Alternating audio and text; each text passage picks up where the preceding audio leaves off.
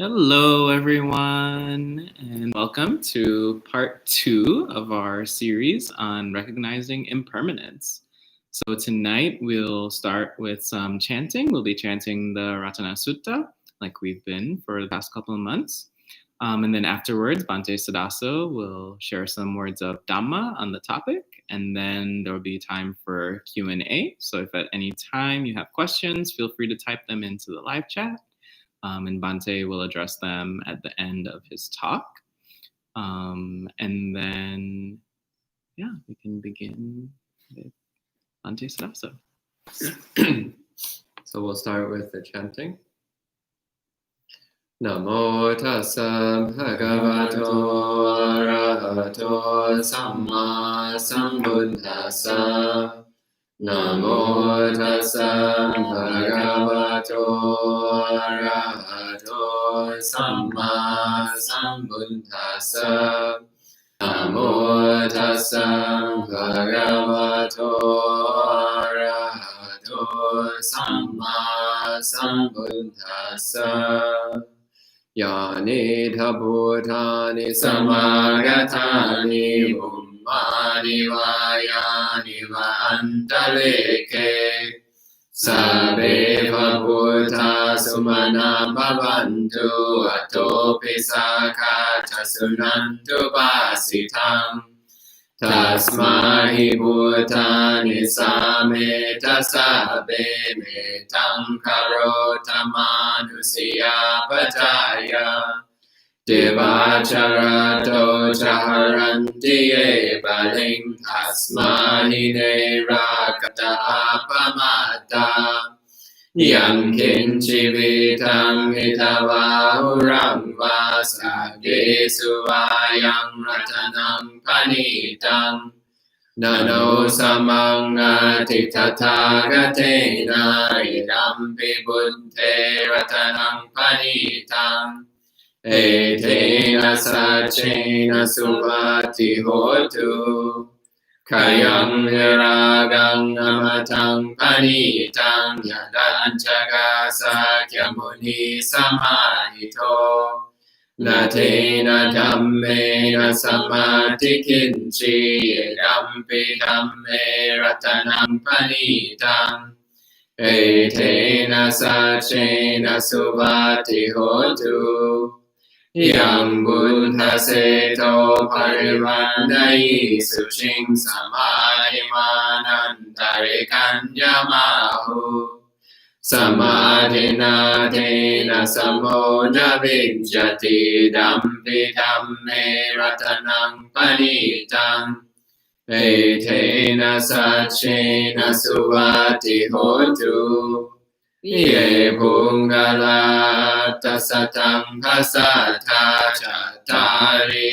etani yogani honti Te dakineya sugata sasavaka te sudinnani mahapalani Yedampi sanghe ratanam panitam Yetena sachena suvati hotu Yesu payuta manasa dalhena Nikamino gotamasa sanamhi Te patipata matang vigaiha lanta mudani mutim punjamana Idampi sanghe ratanam panitam Etena sachena suvati hotu Yatinda kilo pataling sito siya chatu vivate via sampakampiyo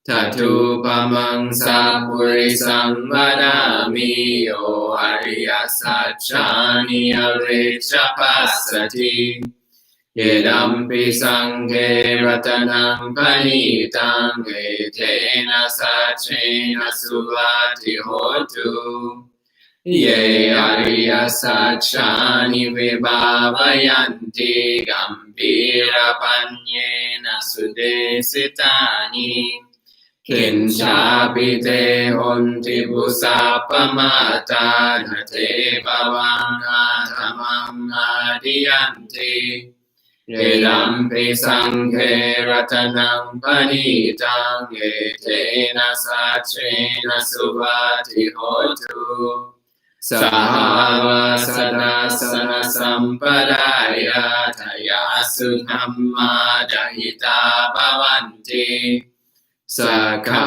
ยทิฏฐิวิชิกิจิตัญจาสีลัมภตังวาปิยตาติกินจิจตุหภายหิจาริปมุตโตชัชชาปิทานานิยบัพโภคาตุงเอดัมปิสังเฆรัตนังปณิตังเอเทนะสัจเจนะสุวัติโหตุขินชาปิโสคัมมังคโรติปาปะคังคายเยนะวาจาอุดเจตสาวาอาบัมโบโสทัสสะปฏิชาดายาอาบัมปทาดิทัปปดัสสะพุทธาเอดัมปิสังเฆรัตนังปณิตังเอเทนะสัจเจนะสุวัติโหตุวานาปะกุมเบ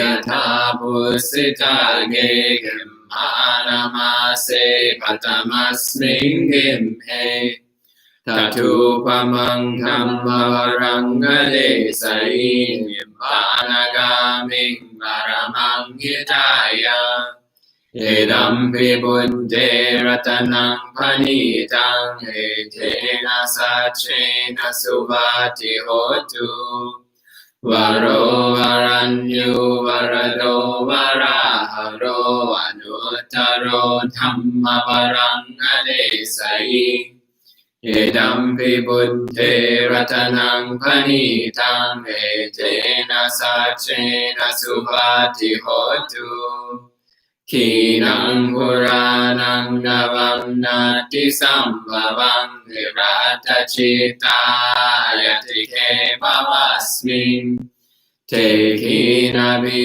จาวิรุหิจันดานิบบันติดิรายตายังปริโปเอดัมปิสังเฆรัตนังปณิตังเอเทนะสัจเจนะสุวัติโหตุยานิดาพุทธานิสมากตานิภุมมานิวายานิวะอันตะเลเกทัทธากตังเทวมนุสสปุจิตังบุตถังนามัสสามสุวัติโหตุยานิดาพุทธานิสมากตานิภุมมานิวายานิวะอันตะเลเกทัทธากตังเทวมนุสสปุจิตังธัมมังนามัสสามสุวัติโหตุยานิดาพุทธา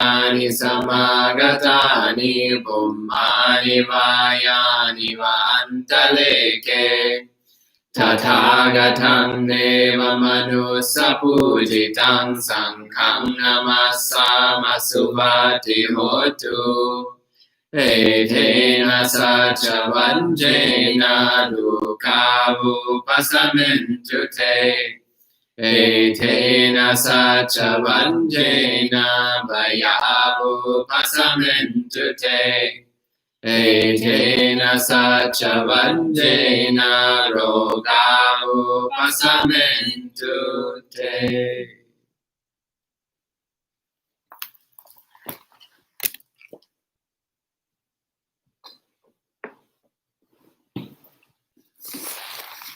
Okay, so please get in meditation posture.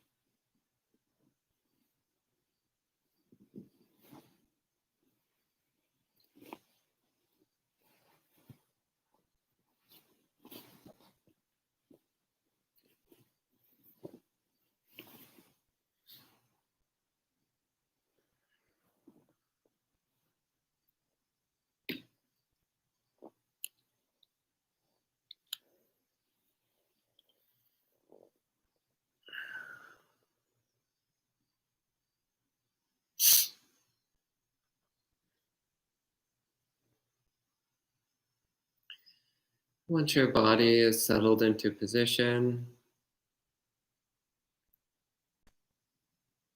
take a few long, slow, deep breaths.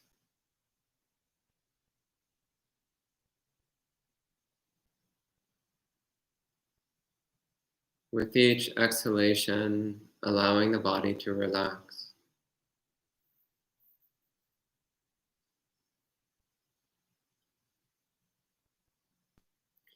So just as you let go of the breath, letting the air roll out of the body, let all the tension roll out of your body as well. So that the body settles into position as solidly and firmly as a statue.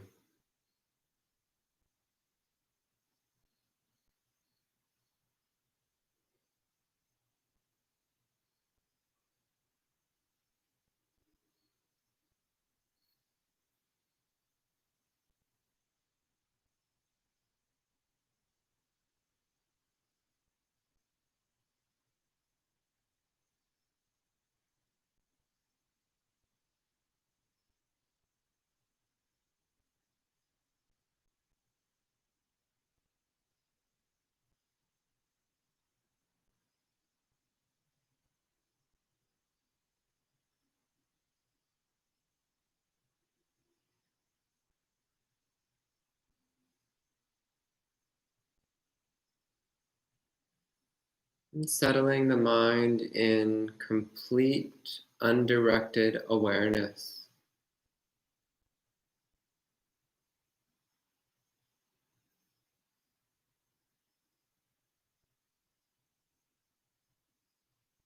Feeling the present moment as a single, undifferentiated sensory impact, not as separate objects or separate sensations, just a single, undivided experience.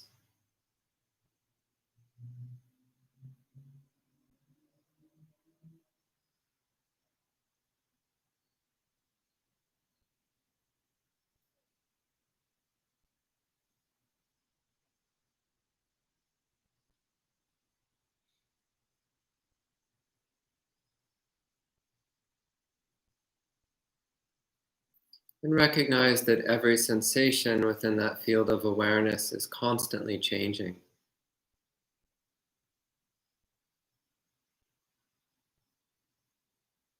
Sounds are constantly changing. Body sensations are constantly changing. Mental activities are constantly changing.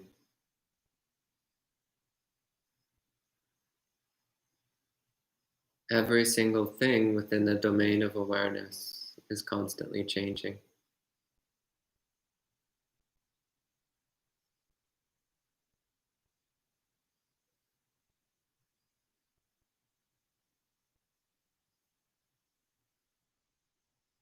Just keep bringing the mind to a deeper and more pervasive awareness of constant change.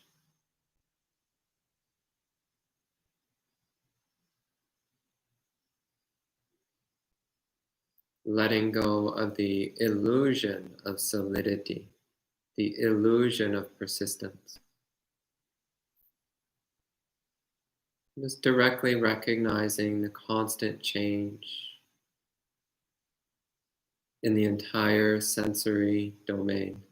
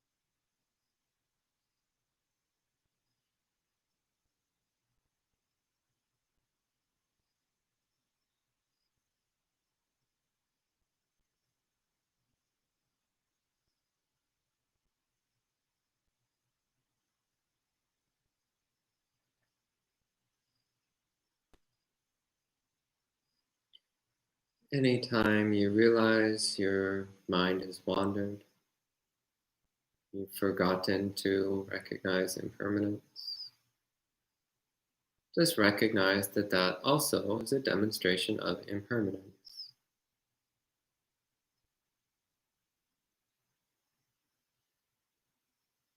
The recognition of impermanence is itself impermanent. So the moment you realize you lost it, that just proves the point. And you're right back into recognizing impermanence.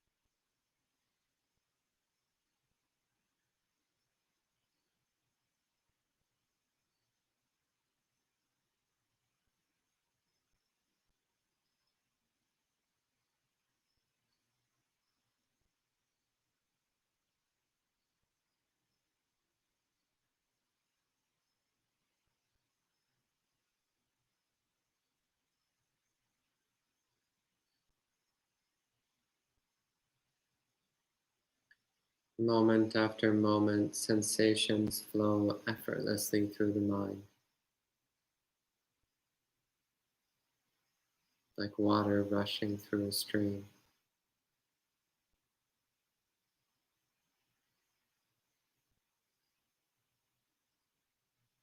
Nothing in that river of experience remains the same. Nothing remains stable. Nothing remains still.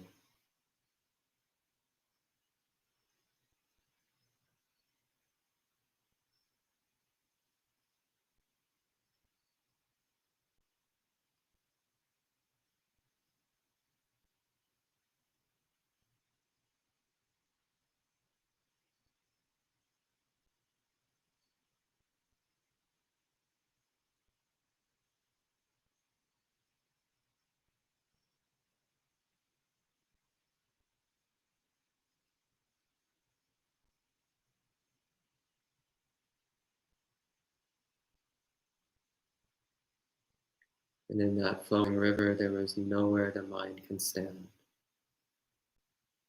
There is no fixed point to place the mind on.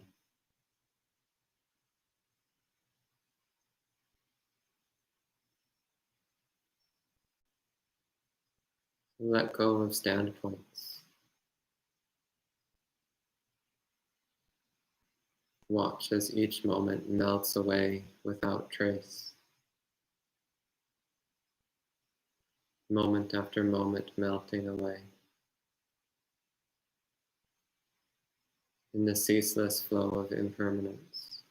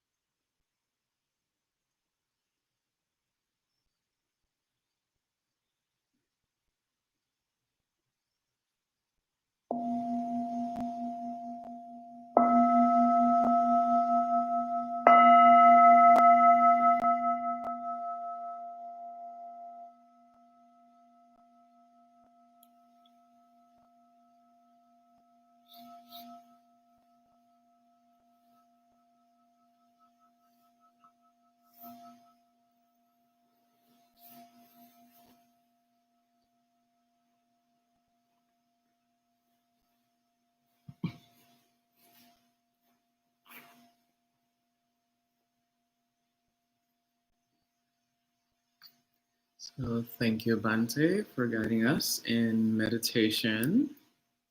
And welcome to some friends, Lilia, Ron, Edward, Elaine, Melinda, Ephesia, Jen, and Mark. Mark is already asking, where's Stan? Is he locked up again? He's actually here frolicking around the Dhamma hall with a cone around his neck. Bhante Suddhaso will be sharing some words of Dhamma with us on the topic of recognizing impermanence. And then during the talk, if you have any questions, feel free to write them in the live chat, and we'll get to them at the end of the talk. So at this time, we can pass things over to Bhante Suddhaso. Namo tassa bhagavato arahato samma sambuddhassa. Namo tassa bhagavato arahato samma sambuddhassa. Namo tassa bhagavato arahato samma sambuddhassa. Buddhang dhammang sanghang namassami. Good evening, friends. So it's a good thing I like talking about impermanence, since I'm scheduled to talk about it 6 times in 72 hours. And it's a good thing the Buddha liked talking about impermanence, because I have a lot of material to draw on. So one thing that was coming up in mind just a little while ago, earlier today, one of the definitions the Buddha gives of dukkha. The Buddha gives a number of different definitions for dukkha, a number of examples and ways of relating to what dukkha is. One of the definitions he gives is that which is impermanent, one expects it to be permanent. And as a result, one feels dukkha. It's a very simple definition that he gives. We expect permanence, we expect stability, we expect solidity, we expect reliability, we expect certainty. And reality is completely incapable of giving us those things, because everything is impermanent. So because we expect the impermanent to be permanent, we suffer. We experience cognitive dissonance. We experience discomfort, anxiety, stress, dissatisfaction. And this becomes quite clear. So in the meditation practice that we were just doing, in this meditation practice, we're developing the recognition of impermanence in a very direct way. And for the record, I don't normally practice it in that style. But I'll go into that later over the course of these talks. But one starts to very clearly see that there are certain aspects of our experience which we keep holding on to. Certain aspects of our experience which we are unwilling to see as impermanent. Certain aspects of our experience which we cling tightly to. Which we try to preserve as we remember them.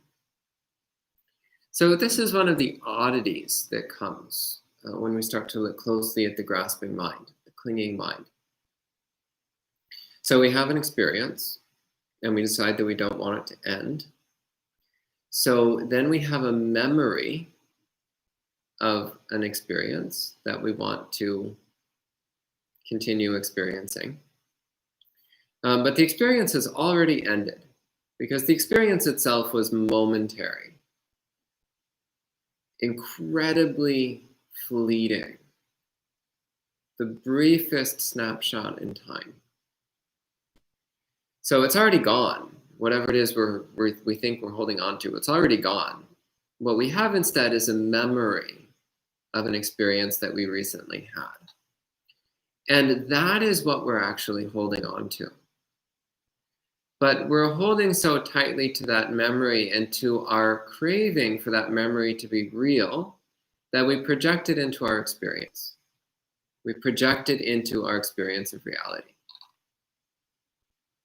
Until eventually, the actual sensations that we're having become so obviously glaringly at odds with this memory that we're projecting that eventually we can't help but let go of it. It becomes really clear that's not the way of things. An ordinary example of this, which just about anybody over the age of 30 can probably relate to, has to do with the day when you suddenly realize that you're getting old. And this day is different for different people. But for many people, it goes something like this. They wake up in the morning and they look in the mirror, and there's this beautiful young 20-something looking back at them. And they're like, oh, look at that beautiful 20-something. I love him so much. I love her so much. I love me. I'm the best. And this happens every day. Every day you get up and you look in the mirror and there's that beautiful 20-something. And then one day you look in the mirror and you're like, who's that old man? Where did he come from? What happened to that beautiful 20-something who used to be there? And the truth is that beautiful 20-something disappeared a long time ago.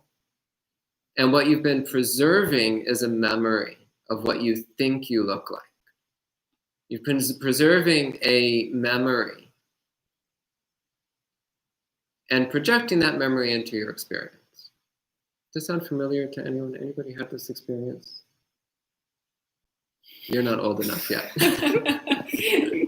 You? Yeah. So, in fact, the only person in the room who doesn't relate to this experience is the one who's under the age of 30. So that's not surprising. He still sees the beautiful 20-something when he looks in the mirror, but that will change. I'm sorry to tell you. One day you will look in the mirror and you will see this decrepit old man looking back at you, and you'll be like, wait, what? That's impermanent too? Like the beautiful young man looking at the mirror, that's also impermanent? No! And that's dukkha. So I've had to come to grips with the fact that I'm getting old. I'm still pretty, but I'm not quite what I used to be. And this is incredibly freeing. When we accept the fact that when we get up and look in the mirror, we don't actually know what's going to be looking back at us. And the reason this is freeing is because it allows us to experience reality as it is. Well, to get a little closer anyway, a little closer to reality as it is.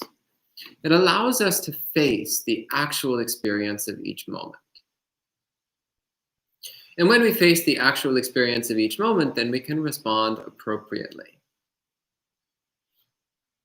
So as long as we're living in a dream world of our own imagining, then we'll constantly be making bad choices because we'll be acting on inaccurate information. We'll be acting on false data.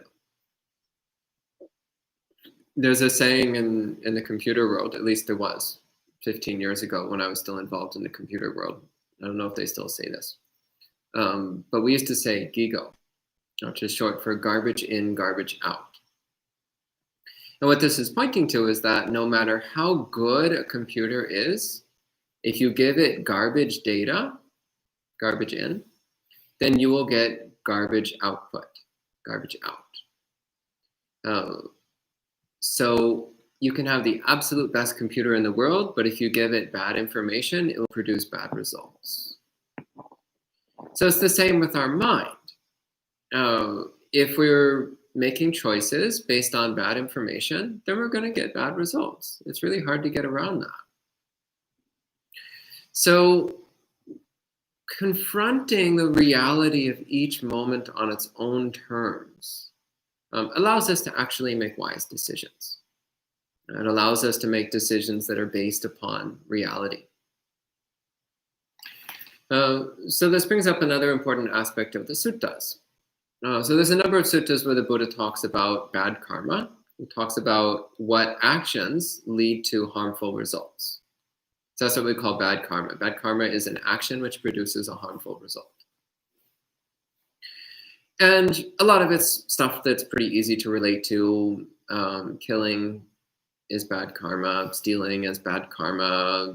Sexual assault is bad karma. Infidelity is bad karma. Telling lies is bad karma. Consuming intoxicants is bad karma, etc., etc. It's all pretty normal stuff. But then one of them is performing actions based upon wrong view is bad karma. And we're like, ooh, is that me? It's like, I'm not the killer, I'm not the thief, I'm not the rapist, I'm not the adulterer. But am I the person who performs actions based on wrong view? Well, do I actually have right view? How much right view do I have? How accurate is my view of each moment? Is my view of each moment in perfect accord with reality? And we start to realize the answer is no, much of the time. Much of the time, our experience of reality is not particularly accurate.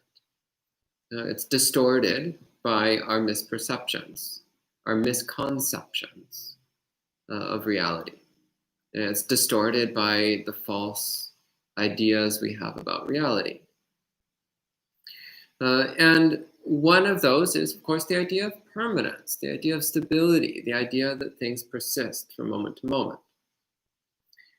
So bringing this a little closer to home, feel your body right now. You probably think it's pretty much the same body that you had a few minutes ago. You probably even think it's the same body you had a few seconds ago. If so, you're completely wrong. This is not even the same body you had 100th of a second ago. It's completely different. Nothing whatsoever in this body is the same as what it was a split second ago. Nothing at all. Nothing has persisted for even 100th of a second.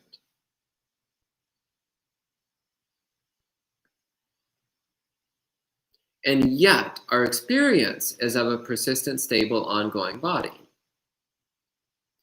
And that delusion only breaks down when it gets so glaringly, blindingly obvious that we can't ignore it anymore. So, for me, one of the ways this really came home was with my toenails. So I've always had really beautiful, perfect nails. In fact, they're still really lovely, actually. My fingernails, great, just beautiful. Very, like, just look at these. Look at these. Nicely, very evenly shaped. They're all, like, proportionate. None of them are damaged. Everything, they're very lovely shade of pink, nice light pink. Yeah, symmetrical, beautiful, beautiful. My toenails, on the other hand, this is where things start to get a little more uncomfortable because 9 out of 10 of my toenails are also perfect.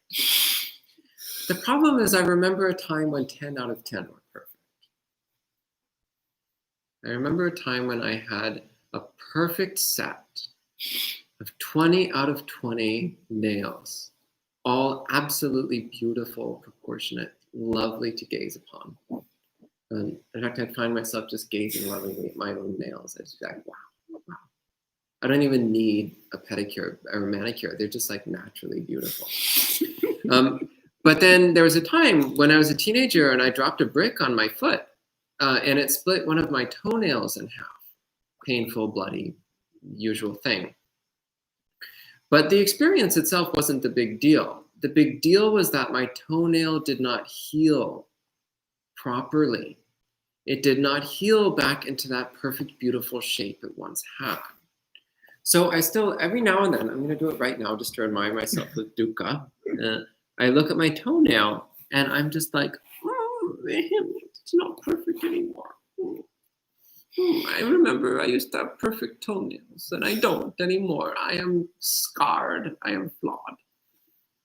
Dukkha.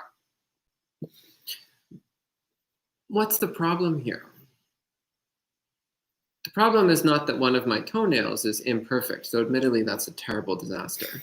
It's actually completely meaningless, by the way. So the problem is not that one of my toenails is no longer perfect. The problem is that I had the delusion that my toenails would be perfect for the rest of my life.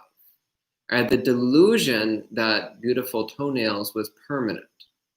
I had the delusion that my toenails were persistent, ongoing, reliable, predictable objects.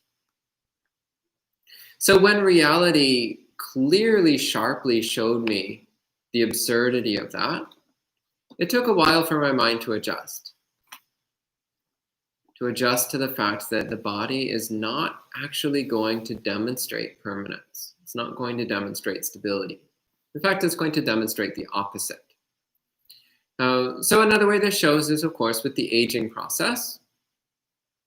Many of us can remember when we were small children. This might be easier for you. So the aging thing might not have quite caught up to you yet, but you might remember the youngness part. So some of us can remember what it was like when our bodies were much smaller, when our physical capabilities were not as well developed as they are now, and clearly something's changed. The body's like bigger and somehow more awkward in many ways. I remember I was a lot more agile when I was young and small. But as I got older, then the body somehow it got more clumsy. That also was quite upsetting because I had this self-perception of not only having perfect nails, but being very like agile and dexterous, and I could slip through a crowd without like even touching anyone. It was magnificent. But then as I got older, the body got like bigger and clumsier, and it became much more difficult for me to slip through a crowd. And if I did, I would wind up like bumping into people and they would get annoyed, and that created all sorts of problems. So eventually I had to come to grips with the fact that the body was not this young, lithe, slender little child anymore. I was turning into this big, awkward, clumsy teenager. So once again, the problem was that I was expecting the body to permanently be small and agile. But that's not the nature of things. And of course, as we get older, we get into our 20s, 30s, 40s, 50s, 60s, 70s, and so on. Then we observe the increasing decrepitude and frailty of the body. We notice the skin wrinkling, we notice the teeth decaying, we notice the hair turning gray and falling out. We notice the muscles weakening, we notice the tendons weakening. We're more prone to diseases, broken bones, increasing decrepitude and frailty of the body. So that illusion of youthful health also becomes quite clear. An illusion that the body has any permanence over any long period of time. But what persists is this delusion that the body is permanent over short periods of time. And again, if you actually think about this, it's clear how ridiculous this is. In order for the body to be impermanent over long periods of time, it cannot also be permanent over short periods of time. If it was permanent over short periods of time, then it would be permanent for all eternity. If it was unchanging for short periods of time, it would be unchanging for all eternity.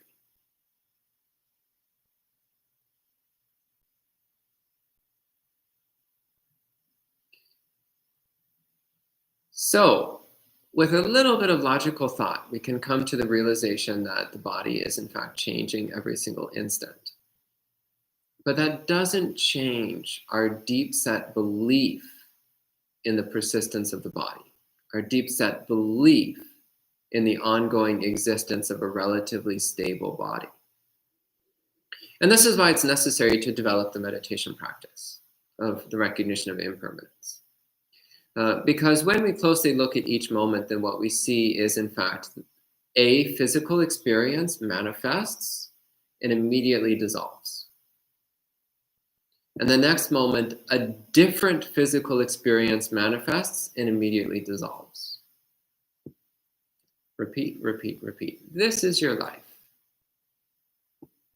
So life is not an ongoing persistent body that moves around amidst other ongoing persistent objects.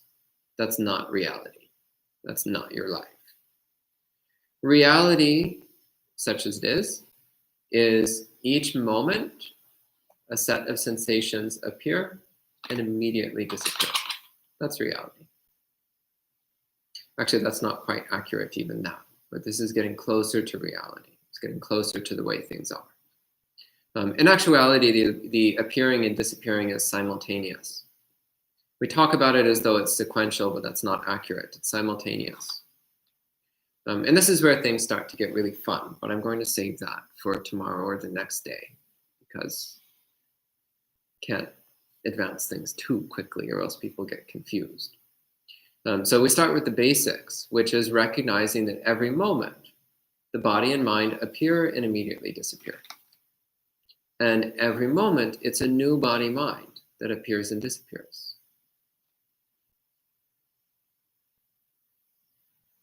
So talking about it as something changing over time is actually not quite accurate, because that implies some kind of ongoing continuity of existence. It implies a persistence of some sort. But that's not our experience. When we look closely at each moment, we do not see a persisting object that changes. When we look closely at each moment, what we see is an arising and an immediate ceasing. Appearance and disappearance simultaneously. Manifestation, dissolution. Coalescing and dissolving simultaneously, every moment.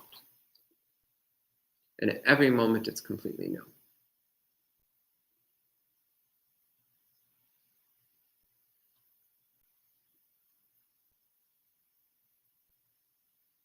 This is the practice of the recognition of impermanence. And something interesting starts to emerge as we do this practice. What we usually find is that there are certain domains of sensation where we're relatively willing to apply this perception without too much resistance, such as hearing. Hearing is often the easiest inroad to the recognition of impermanence. It's constantly changing every moment. There's very little which seems to have any ongoing persistence. Often that's a great place to start. Another great place is actually with observation of the mind. The mind is so clearly constantly changing, especially if you've been a meditator for any length of time. You should know this by now. The mind is constantly changing every moment. The mind is just like boom, boom, boom, every moment. Even when you're deep in samadhi, the mind is constantly changing, let alone when you're all scatterbrained like most of us. Most of the time anyway. Some of the time. So noticing, oh, the mind is constantly changing. Isn't that interesting? And the body is contained within the mind. The experience of the body is entirely within the mind. So what does that tell you about the body? The mind is constantly changing, and the body is an experience within the mind. What does that tell you about the body? I'm going to fill in the blank for you, just to be totally obvious. That means the body is also constantly changing, just so we're clear on that. But this is something which becomes unavoidably obvious when we look at each moment. Observe body sensation. Body sensation. Every moment it's different. Every moment it's new. You might say it's only minutely different, only slightly different, but that doesn't matter. It doesn't matter how slight or significant the differences are. Every difference is significant because every difference indicates that the old has vanished and something new has appeared, which means there is nothing persistent to be found. So in this practice, then, we can allow that zone of impermanence to expand. So start where it's easy. Wherever it's easy to start to recognize impermanence, start there. Again, for most people, sound is the easiest place to start. For some people, it's the mind. For a few people, it's other parts of experience. Body sensation, for some people, works. But for most people, body sensation doesn't work particularly well because the delusion that the body is an ongoing persistent object is very deeply rooted in most people's minds. So usually that's not the best place to start unless you already have some good experience with recognizing impermanence. So either sound or the mind. It's usually the place to start.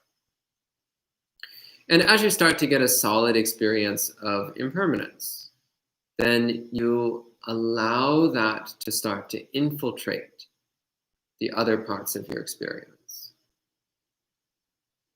So you just start gradually releasing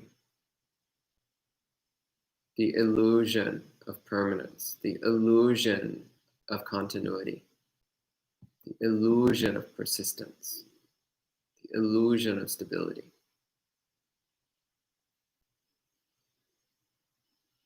Like ice melting in warm water. Slowly, slowly, slowly, the seemingly solid parts of our experience start to melt, dissolve into that fast flowing river of constant change. So, I think I've said enough for now, because I'm going to talk for 4 more sessions on this topic, so I can't say everything all at once. At this time, if there's any questions or comments, please go ahead. I'll answer them as best I can. Thank you. Thank you, Bhante. Sadhu, sadhu, sadhu. And we have a couple more friends joining us. Hi to Gita, Miguel from Chile, as well as Ron. I think I said Ron already, actually.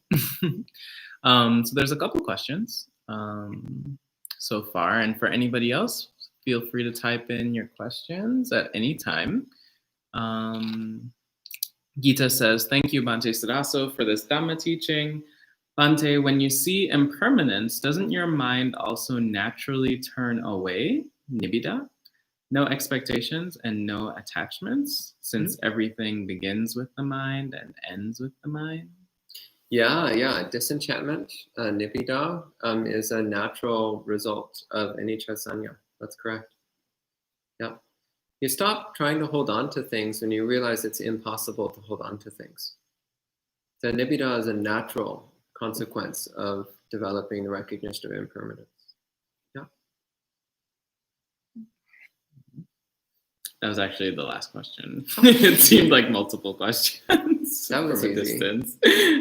But if there are any other questions, we have, Bhante likes to say we have a couple seconds before we'll call an early night. We can probably wait a minute. 5, 4. Ron says, recommended sutras on impermanence? Well, the Buddha mentions it in so many different places.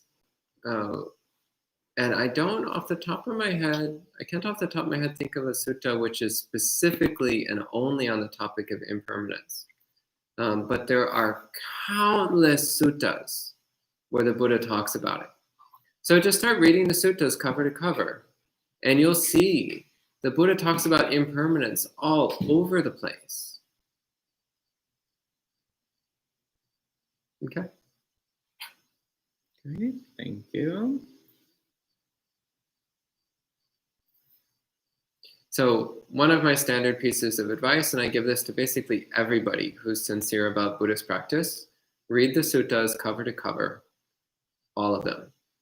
Doesn't take very long. If you make a commitment to reading for 20 minutes a day, then you'll get through all the suttas in about 2 years, give or take, depending on how quickly you read. Very modest commitment. 20 minutes a day for 2 years. Read the suttas cover to cover, and your life will never be the same again. You'll have a very deep and thorough understanding of what the Buddha said, what the Buddha taught. And you'll have a pretty good understanding of what's important to the path. A pretty good sense of what the Dhamma is and what the Dhamma isn't. Yeah, read the suttas. It's tremendously important. Okay. There was another question, but I think you answered it with that question, with that answer, and so it was retracted. Okay. All right, so I think that's it for tonight. Thanks everyone for joining in. And again, tomorrow morning at 8 a.m., Bhante will be sharing another Dhamma talk on the topic. And then at 7:30 at night, chanting, meditation, and another talk. And same thing on Friday. So join us then and bring all your hard-hitting questions for Bhante tomorrow morning. So we can end with 3 sadhus. Sadhu, sadhu, sadhu. And have a great night.